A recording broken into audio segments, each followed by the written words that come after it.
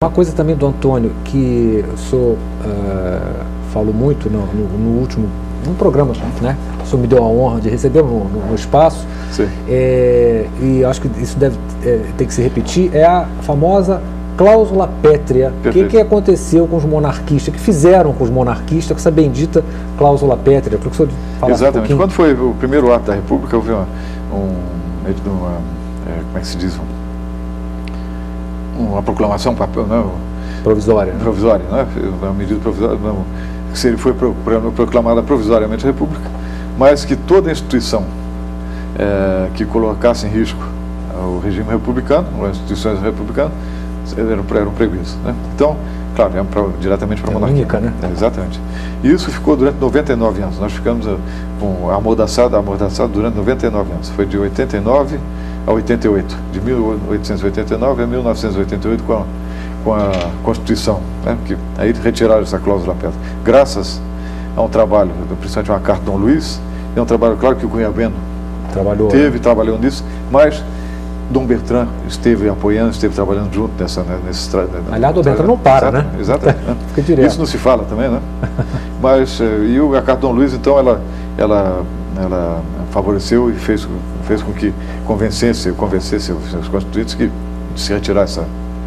Quer dizer, os monarquistas ficaram 99 anos calados. Era crime ser monarquista. Era crime, aliás, a pátria, né? Então, se fizesse um movimento monarquista, seria como se fosse uma traição que estaria fazendo a pátria. Então, poderia ser exilado, preso, né?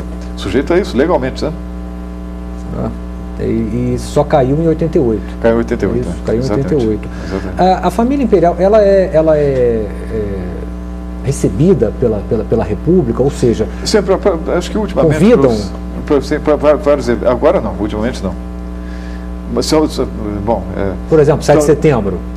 Sim, nas cidades e no Estado, não a nível federal. A nível federal, não. A nível federal, a família foi convidada na época do traslado do corpo de Dom Pedro I, da Princesa Isabel, do Conde do Rio para Petrópolis, e vários eventos nesse sentido, né? Os 150 anos da independência, sim, né? Enfim. Sim.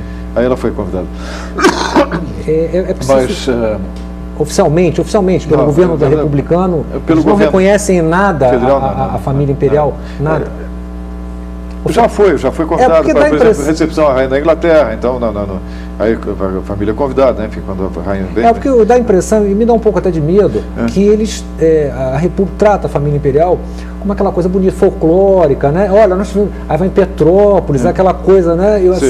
Não deixa eles se meter muito não, eles crescerem muito não, porque eles são perigosos. Porque 92 está muito perto, fizeram o que fizeram com o senhor.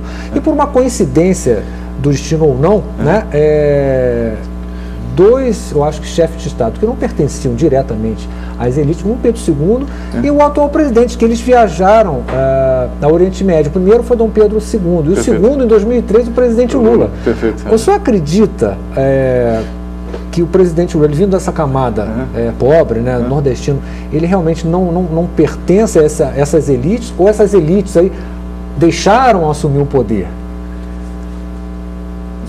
Será que ele não pertence a essas elites? É isso. Não quer aprofundar muito. Exatamente, né? Porque, enfim, o que está se vivendo está repetindo o que a República tem feito. E uma coisa muito interessante com relação à República, que entra presidente, sai presidente, depois de 2 anos, ao entusiasmo pelo novo presidente, depois de 2, 3 anos do presidente, tem se saudade do anterior. Isso, toda a história republicana foi assim. Isso é impressionante. Tem se saudade do anterior. Né? Isso é impressionante. Eu também tocou nesse assunto. É verdade, queria que o Dom Antônio confirmasse, né, que logo após a Revolução, o seu pai foi chamado para restauração. Houve um grupo que foi chamado antes da Revolução, pouco antes, né? Pouco antes? Pouco antes, eles queriam fazer a Revolução e entregar? Foi em 64. A Revolução foi em 64. Exatamente. Eles foram no Paraná, foi pouco antes. A data certa, não sei, mas foi no ano da Revolução. Veio um grupo pedir, ver se meu pai assumiria, né? E meu pai disse, eu não assumo por intermédio do golpe militar, eu não assumo. Eu assumo da única maneira de se assumir, a aclamação dos povos, que é o plebiscito, né? É claro. E esse trabalho ou então vamos dizer, um um grito muito forte da população toda. Mas essa população, doutor, tem que ser informada. Tem. Não dão voz para... Mas isso a grande mídia não deixa. Não deixa passar. No plebiscito, a grande mídia, a pequena mídia, perfeita. Sério, porque a pequena mídia não tem aqueles vícios, né? Aquele compromisso ela é aberta, com as elites. Exatamente. Ela é aberta, ela é honesta, né? Então a pequena mídia foi nos jornais das pequenas cidades, nos jornais locais, perfeita cobertura. Mas a grande mídia, ela houve um patrulhamento ideológico bravo, né? Muito. Exatamente. Como é que se quebra isso, Dom Antônio? Isso é muito difícil. Eu acho que devagar, com paciência, né? Com paciência consegue-se, né? Consegue-se. Tem que se fazer esse trabalho de base. Certo. Né? E a grande mídia vai muitas vezes atrás. Quando ela vê, de repente, que o movimento é forte, aí ela abre. Ela vê que a grande maioria da população, que a população está fervendo nisso, ela abre. Isso acredita que a pequena mídia, nesse caso, até o próprio canal aqui fazendo isso, fazendo essas divulgações. A pequena mídia, nesse sentido, a pequena mídia está na frente da grande mídia. Porque ela é aberta. Há muitos interesses, né, que por trás dessa grande mídia, né, claro. Exatamente. E uma das perguntas que eu vou fazer para o senhor, o que argumentos o Dom Antônio utilizaria para convencer o poder econômico do Brasil a apoiar a restauração monárquica? Eu acho que o argumento para convencer o poder econômico é o mesmo argumento que se utiliza para qualquer um. Não é o poder econômico que a gente visa, não. A gente visa a toda a população. O esclarecimento a toda a população. A monarquia não pode estar ligada ao poder econômico. Ela tem que estar acima. Ela não pode estar ligada a grupos. Não. Ela está acima. O poder econômico, claro que vai se interessar a partir do momento que vê que vai dar uma segurança ao país. Né? Mas não é só o poder econômico, é a população.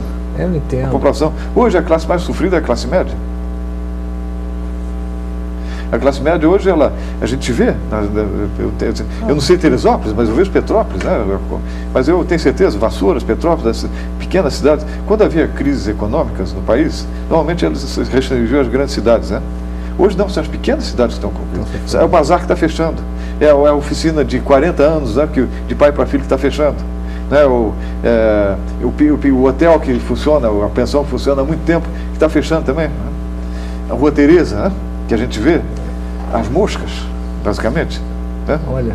Claro, tem a época do Natal, aí houve um movimento razoável, mas não foi. Mas hoje, agora, a Rua Tereza era constante. Exatamente. Né? Era constante. Vê-se pouquíssimas pessoas. Né? Isso em Petrópolis, né? Então, a população está sendo afetada diretamente. E o papel do monarca, nesse sentido, é proteger essa população. Certo. Coibir atos de políticos que venham prejudicar essa população. Eles não podem tomar decisão de poder executivo, mas o monarca pode influenciar e pode obrigar com que os políticos tomem posições. Isso na restauração da monarquia. Exatamente. Né? Agora, que tomem posições que favoreçam a população. Né? Agora, com relação a convencer o poder econômico ou não, isso vem deles. Nós não vamos fazer um programa especial para convencê-los, não, nos apoiem que vocês terão isso, aquilo, não. Eu acho que a monarquia é uma coisa tão acima disso, né? É uma coisa que atinge toda a população. Perfeito. Porque eu estou batendo muito nesse assunto porque eles, infelizmente, dominam. Nós estamos na televisão falando da mídia, né? O que passa na grande mídia, o que manipulam de informações é uma coisa gritante. Exatamente. Em relação à monarquia, colocam a monarquia como escravagista, fazem chacotas. Porque é uma coisa ultrapassada, né? Que é a coisa folclórica, tudo, mas não dão uma conotação séria. Eu nunca vi uma entrevista do membro da família imperial numa TV aberta. Vi na TV Senado, e aquele pouquinho só, e acabou. Eles convidam os senhores, né? Convidam a família real porque eu vi várias entrevistas de Dom Bertrand, Dom Luís. Sim. Algumas vezes convidam para certos assuntos que não nos interessam.